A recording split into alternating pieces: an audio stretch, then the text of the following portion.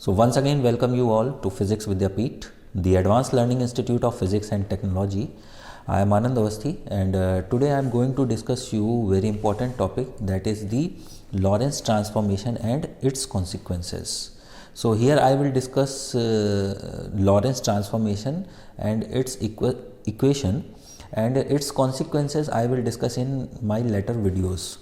सो बाद के वीडियोस में हम डिस्कशन करेंगे derivation of the consequence of the Lorentz transformation, and it is a very important transformation equations. Why important, इसको हम लोग समझेंगे यहाँ पर लॉरेंस ट्रांसफॉर्मेशन में.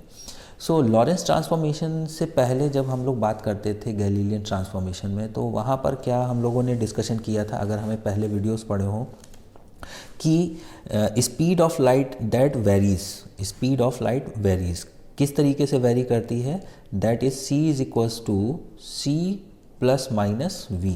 मीन्स अगर हम लाइट के डायरेक्शन में जाएंगे और लाइट के अपोजिट डायरेक्शन में जाएंगे, सो उस कंडीशन में स्पीड ऑफ लाइट हमारी जो है और फ्रेम की स्पीड ऐड ऑन हो जाएगी, और अगर दोनों एक दूसरे के पैरेलल चल रहे हैं तो स्पीड ऑफ लाइट जो है वो सबट्रैक्ट हो जाएगी. ये हमारा जो कॉन्सेप्ट था गैलीलियन का कॉन्सेप्ट था. जब इसी कॉन्सेप्ट को लेकर के माइकलसन मोर्ले एक्सपेरिमेंट में अप्लाई किया गया तो वहाँ पर कोई भी रिजल्ट्स नहीं मिले, और उस समय मैक्सवेल ने भी डिस्क्राइब किया था the speed of light is constant in all direction. Constant के लिए ये बोला था कि हर डायरेक्शन में स्पीड ऑफ लाइट सेम रहती है, चाहे हम किसी भी डायरेक्शन में मूव करें. सो वो भी कॉन्सेप्ट जो है वो गैलीलियन जो है वो वेरीफाई नहीं कर पाया. तो this was the failure of the Galilean transformation. So उस ट्रांसफॉर्मेशंस या वहाँ से कुछ रिजल्ट्स लेकर के आइंस्टीन ने अपनी थ्योरी ऑफ रिलेटिविटी डेवलप करी, और वहाँ पर उन्होंने बताया कि the speed of light is constant in all inertial frame. The speed of light is constant in vacuum in all inertial frame. और इसी कॉन्सेप्ट को लेकर के लॉरेंस ने क्या किया, अपने ट्रांसफॉर्मेशन इक्वेशन को डेवलप किया. और उसके लिए उन्होंने क्या किया, उसके लिए उन्होंने यहाँ पर जो है वो जो फ्रेम हम लोग पहले लेते थे, अगर हमारे पिछले वीडियोस देखे हो, और उस फ्रेम में हम लोग क्या करते थे, दो फ्रेम लेते थे. एक फ्रेम S होता है, दूसरा frame S dash. Frame S dash is moving with constant velocity v relative to frame S along the x axis direction.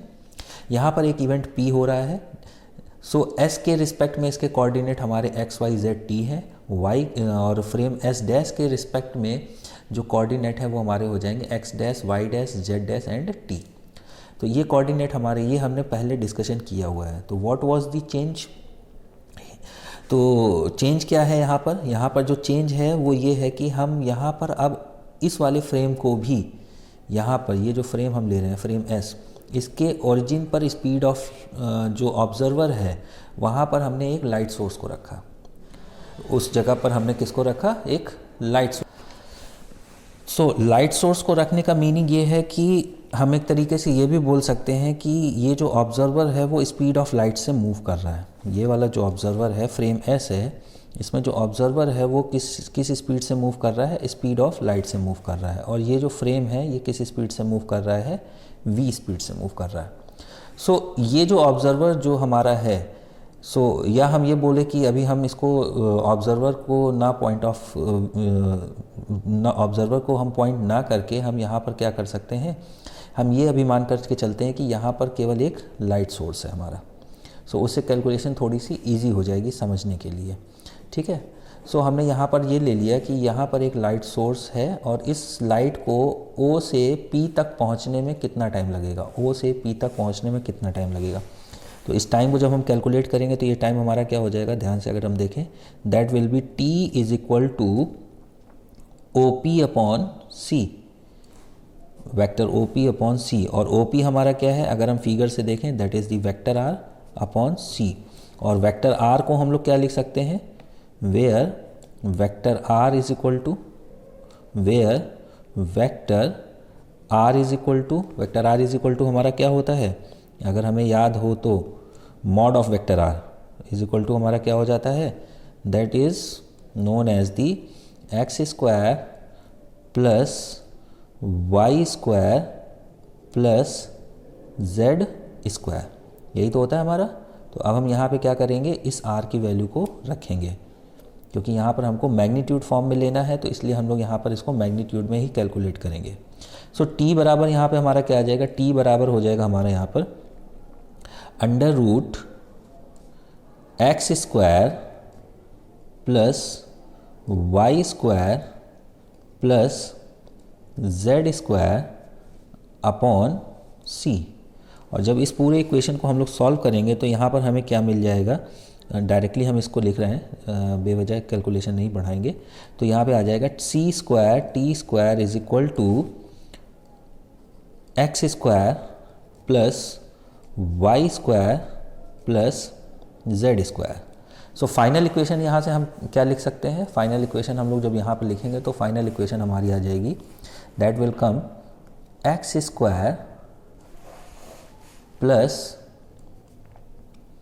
Y square plus Z square minus C square T square is equal to 0।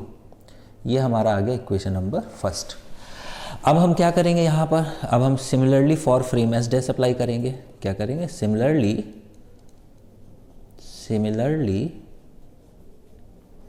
Time taken by time t dash taken by frame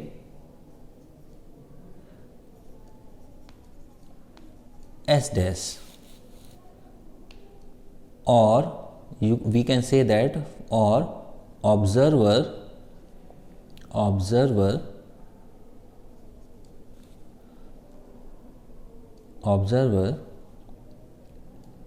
O dash to point P। तो यहाँ पर हमारी distance जो आएगी वो हमारी distance क्या हो जाएगी, ध्यान से अगर हम लोग देखें तो सेम वही चीज़ हो जाएगी, T dash is equal to O dash P upon C। और इसको जब हम लोग सॉल्व करेंगे तो सॉल्व करने पे यहाँ पर हमारा क्या आ जाएगा, वेक्टर R मॉड लगा देंगे, तो mod of vector R dash upon C। और जब इसको हम लोग फाइनली सॉल्व करके लिखेंगे तो R डैश की वैल्यू यहाँ पर क्या हो जाएगी हमारी, अगर हमें फिर से वही कोऑर्डिनेट सिस्टम में डिस्क्राइब करना है तो x dash square plus y dash square plus z dash square, और अपॉन में क्या आ जाएगा हमारा c। सो फाइनल इक्वेशन इससे हम लोग लिखें जैसे इक्वेशन नंबर फर्स्ट लिखा था, तो इक्वेशन नंबर सेकंड हमारा क्या हो जाएगा अब यहाँ पर x square plus x dash square plus y dash square plus z dash square minus C square t dash square is equal to 0। ये हमने ले लिया इक्वेशन नंबर सेकंड। अब यहाँ पर हम क्या करेंगे, इक्वेशन फर्स्ट और सेकंड में गैलीलियन ट्रांसफॉर्मेशन को अप्लाई करेंगे और देखेंगे क्या क्या स्पीड ऑफ लाइट में गैलीलियन ट्रांसफॉर्मेशन वैलिड हो रहा है, कि जब हमारा एक फ्रेम स्पीड ऑफ लाइट में है तो उस कंडीशन में क्या गैलीलियन ट्रांसफॉर्मेशन वैलिड होगा। Let's see. So now apply the Galilean transformation equation, apply the Galilean transformation equation, transformation shortcut में हमने लिख दिया ट्रांसफॉर्मेशन इक्वेशन।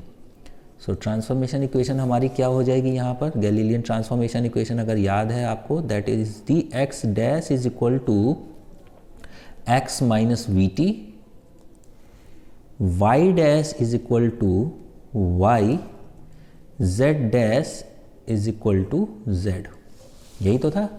और टाइम के लिए भी क्या था, t dash is equal to t. तो अब ये चारों चीज़ों को हम यहाँ पे क्या करेंगे, अप्लाई करेंगे। किस इक्वेशन में अप्लाई करेंगे, इक्वेशन सेकंड में। सो अगर Galilean transformation speed of light के लिए भी राइट है तो दोनों इक्वेशन हमारी बराबर आनी चाहिए, और अगर नहीं आती है it means Galilean transformation speed of light की कंडीशन जो उन्होंने बताई थी कि हमारी ज़्यादा या कम होती है, that will B fail. So apply करते हैं, तो एक्स डैश की जगह पर हमने रख दिया यहाँ पर, तो x minus v t whole of square plus y dash की जगह वाई रखा तो वाई स्क्वायर, जेड डैश की जगह पर जेड रखा तो जेड स्क्वायर माइनस सी स्क्वायर, टी डैश की जगह पर टी रखा तो t square is equal to 0। अब इस इक्वेशन को ओपन करते हैं जरा, x minus v t whole of square को, तो क्या हो जाएगा यहाँ पर x square plus v square T square minus 2x we t plus Y square plus Z square minus C square T square is equal to 0। सो अगर हम ध्यान से देखें तो यहाँ पर एक कुछ एडिशनल टर्म आ गया है हमारा, ये क्या आ गया हमारा, V square T square minus 2x we T. So ये एडिशनल टर्म्स ये बता रहा है कि ये इक्वेशन नंबर फर्स्ट और इक्वेशन नंबर सेकेंड दोनों गैलीलियन ट्रांसफॉर्मेशन के लिए वैलिड नहीं है। मीन्स गैलीलियन ट्रांसफॉर्मेशन रखने से हमको दोनों इक्वेशन बराबर नहीं मिल रही हैं, तो it means that is not correct. It means कहीं ना कहीं हमको गैलीलियन ट्रांसफॉर्मेशन को इक्वेशंस को मॉडिफाई करने की ज़रूरत है, क्योंकि 100% गैलीलियन ट्रांसफॉर्मेशन गलत नहीं है, बट स्पीड ऑफ लाइट के लिए कहीं ना कहीं पैरामीटर जो है उन्होंने ऑब्जर्व नहीं किया। तो उसके लिए क्या किया जाएगा, या उसके लिए लॉरेंस ने क्या किया कि मॉडिफिकेशन इन गैलीलियन ट्रांसफॉर्मेशन किया, और मॉडिफिकेशन के लिए पहले उन्होंने कंडीशन को लेट किया, और लेट करके जो भी कांस्टेंट थे उनको लिया, और बाद में उन्हीं कांस्टेंट की वैल्यूज़ को सॉल्व करके उन्होंने फाइनल रिजल्ट्स को दिया। तो कैसे किया ये देखते हैं। तो अब क्या करते हैं, now modification in Galilean transformation equation. Now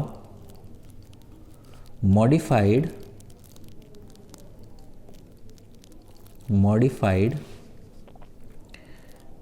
Galilean transformation equation, Galilean transformation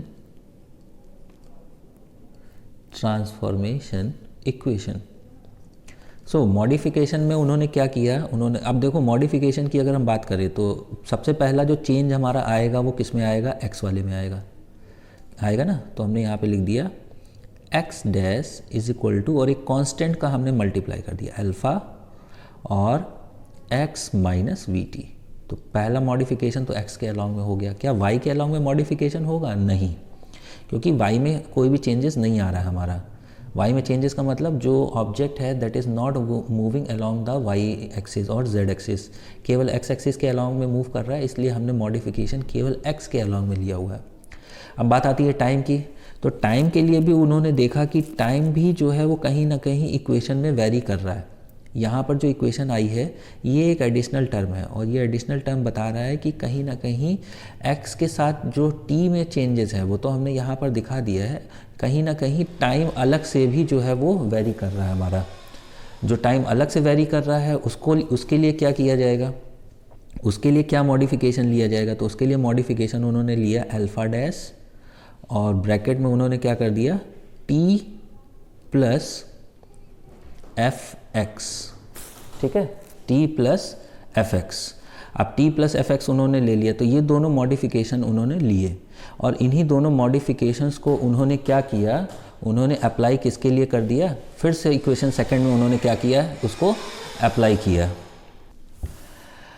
सो अब इसको अप्लाई करते हैं फिर से, एक्स डैश और टी डैश की जो वैल्यू है, तो जब इसको अप्लाई करेंगे तब देखेंगे क्या होंगे, कंडीशंस मिलती हैं।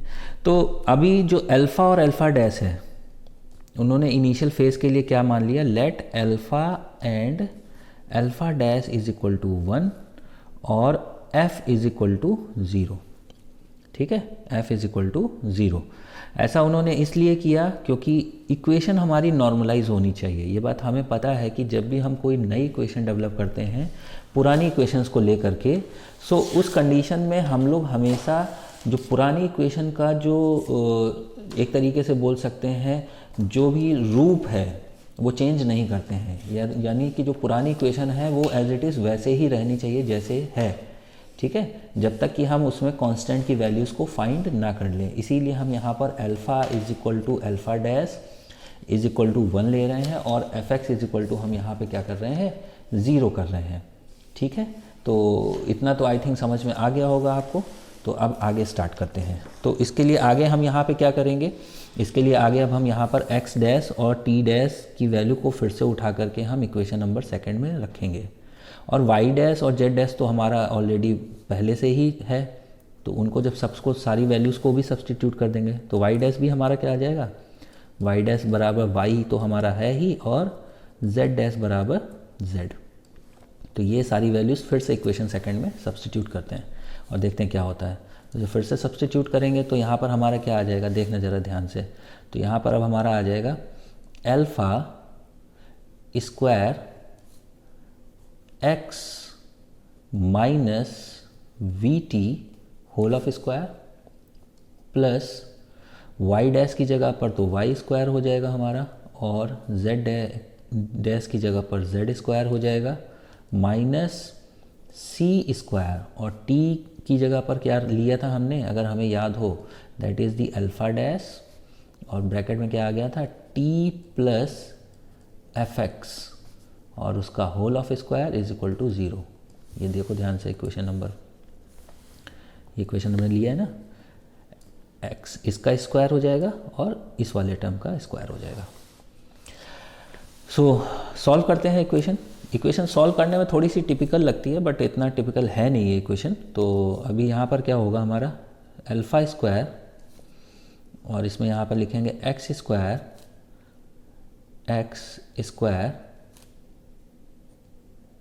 Plus v square T square minus 2x we t plus Y square okay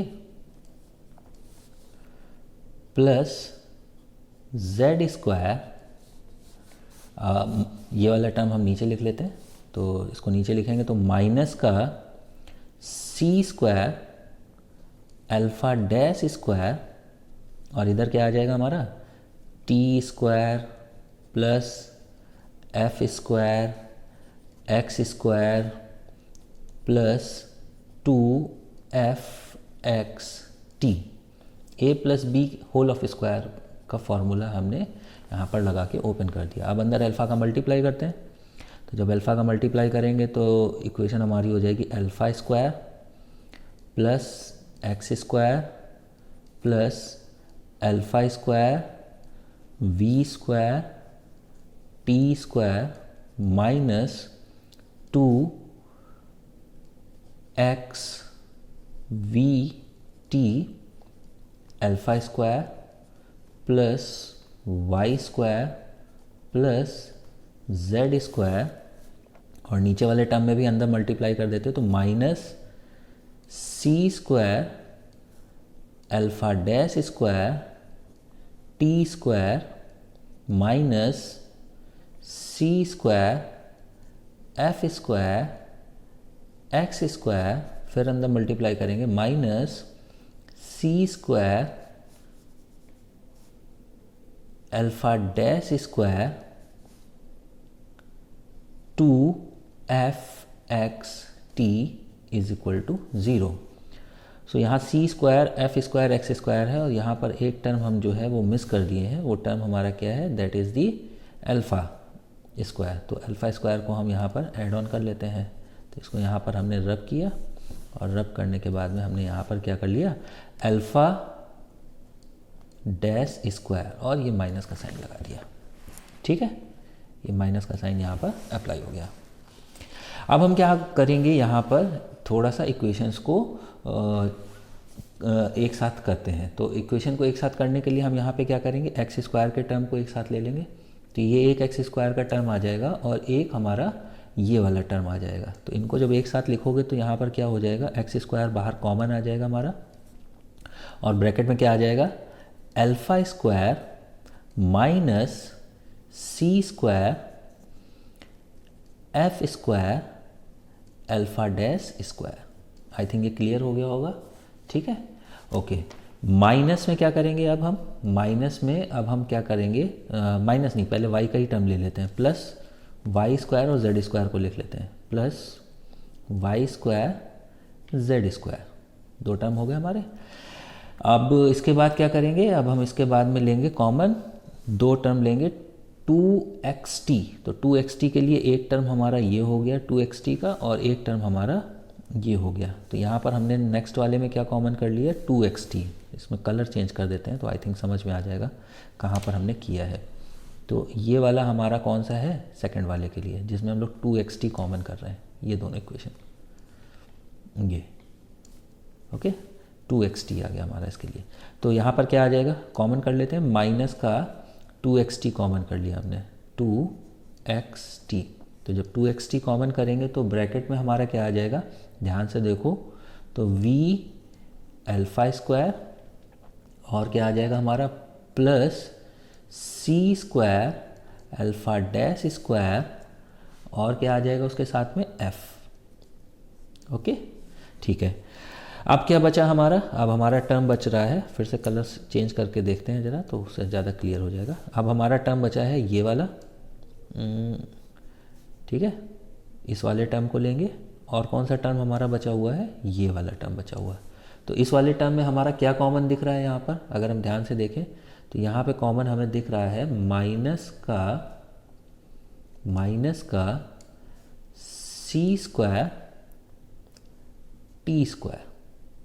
तो सी स्क्वायर टी स्क्वायर जब कॉमन करोगे तो ब्रैकेट में क्या आ जाएगा, एक ब्रैकेट में आ जाएगा अल्फ़ा डैश स्क्वायर, और दूसरे वाले में क्या आ जाएगा हमारा यहाँ पर, इसको अगर हम अरेंज करके लिखेंगे तो ये हमारा आ जाएगा alpha square v square upon c square.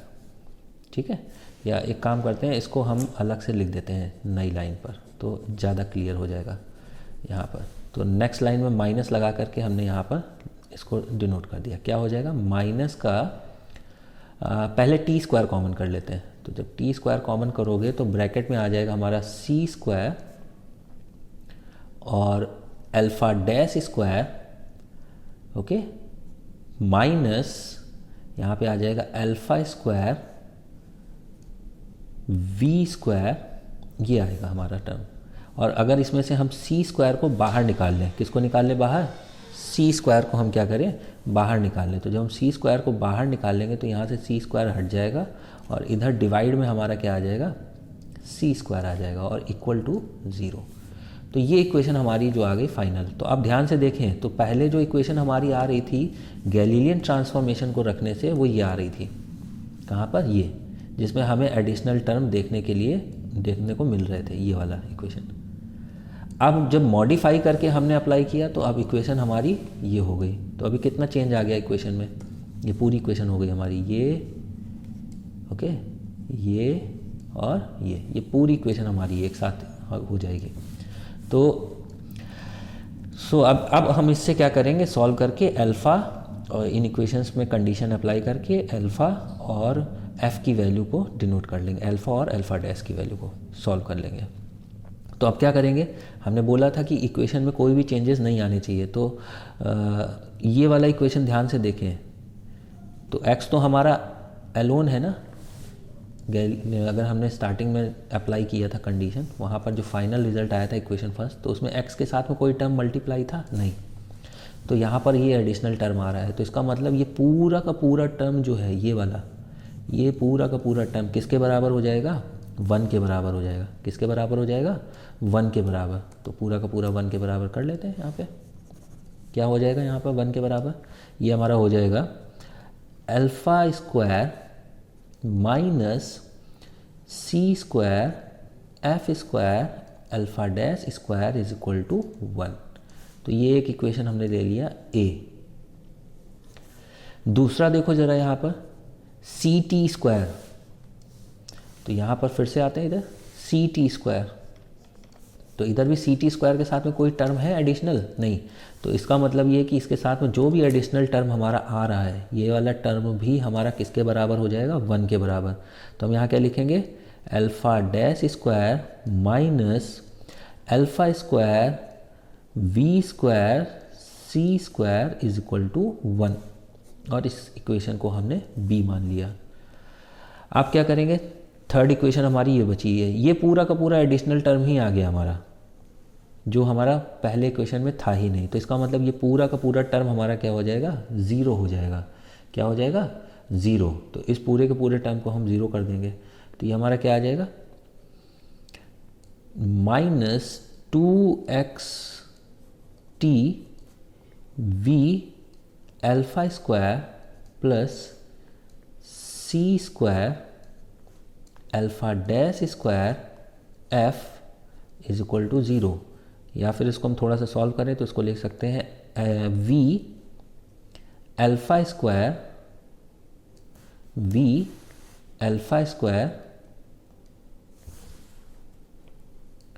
Alpha square plus c square alpha dash square f is equal to zero. ये हो गई इक्वेशन नंबर सी। अब जब इक्वेशन सॉल्व करेंगे ए बी सी को, ऑन सॉल्विंग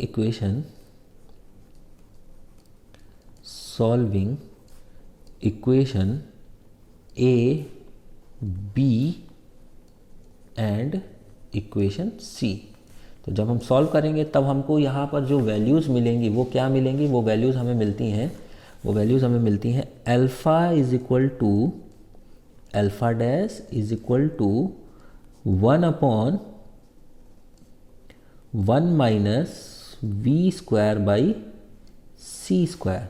एक तो ये वैल्यू हमको मिली सॉल्व करने पर, और दूसरी वैल्यू हमें क्या मिलेगी, दूसरी वैल्यू जो हमें मिलती है वो मिलती है f is equal to minus v by C square.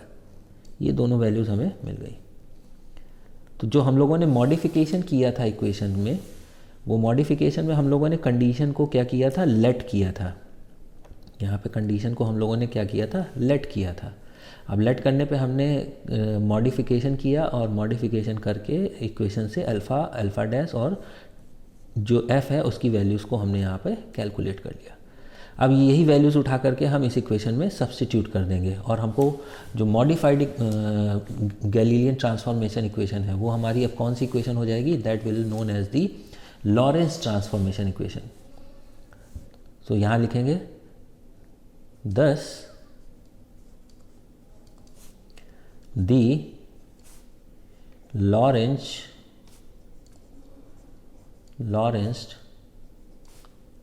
transformation equation, Lorentz transformation equation, short में लिख देते हैं ट्रांसफॉर्मेशन इक्वेशन, क्या हो जाएंगी हमारी, that will be x dash is equal to x minus v t, और मल्टीप्लाई अल्फ़ा होता था, और अल्फ़ा की वैल्यू हमने क्या निकाली है, 1/√1 minus we square by C square.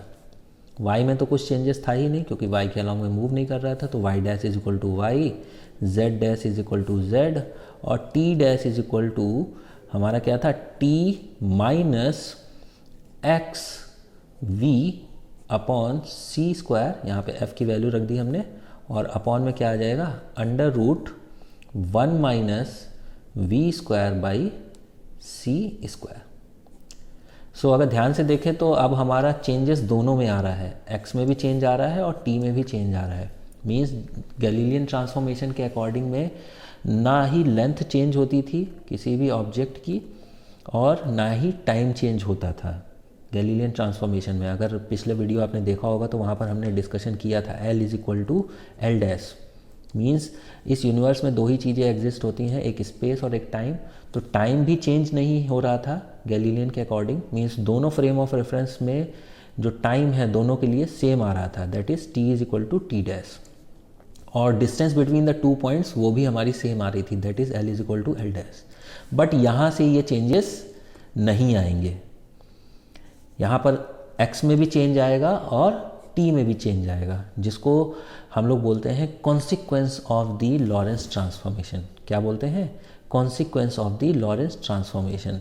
So consequence of the Lorentz transformation हमारे दो होते हैं, कौन कौन से होते हैं दो, वो अभी हम यहाँ पर आपको दिखाएंगे, लास्ट में हमने यहाँ पर स्लाइड में डाला हुआ कॉन्सिक्वेंस। एक हमारा होता है कॉन्सिक्वेंस, एक होता है लेंथ कॉन्ट्रैक्शन, और दूसरा क्या होता है, time dilation. These are the two consequence of the Lorentz transformation, जिसको आइंस्टीन ने डिस्क्राइब किया था। ओके, सो अभी ये हमारा जो है वो रिजल्ट आ गया यहाँ पर, ठीक है। अब हम यहाँ पे क्या करेंगे, इस जगह पर ध्यान से देखते हैं ज़रा। तो अब इसी में एक कंडीशन और आती है, what is the inverse transformation equation, inverse transformation equation,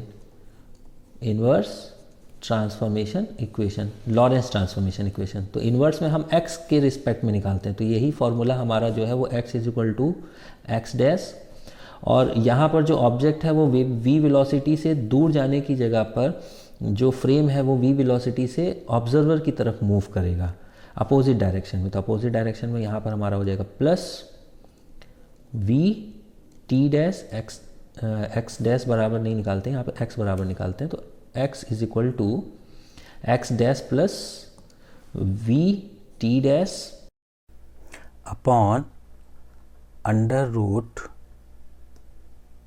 में क्या आ जाएगा, 1 minus we square by C square. तो ये एक ट्रांसफॉर्मेशन हुआ, y में तो कोई चेंजेस है नहीं, तो y is equal to y dash, okay, y is equal to y dash, और z is equal to z dash, z is equal to z dash, और t के रिस्पेक्ट में क्या आ जाएगा, that will be t is equal to t dash plus x v upon c square, और upon में क्या आ जाएगा, under root 1 minus we square by C square. ये हमारा आ जाएगा यहाँ पर फाइनल।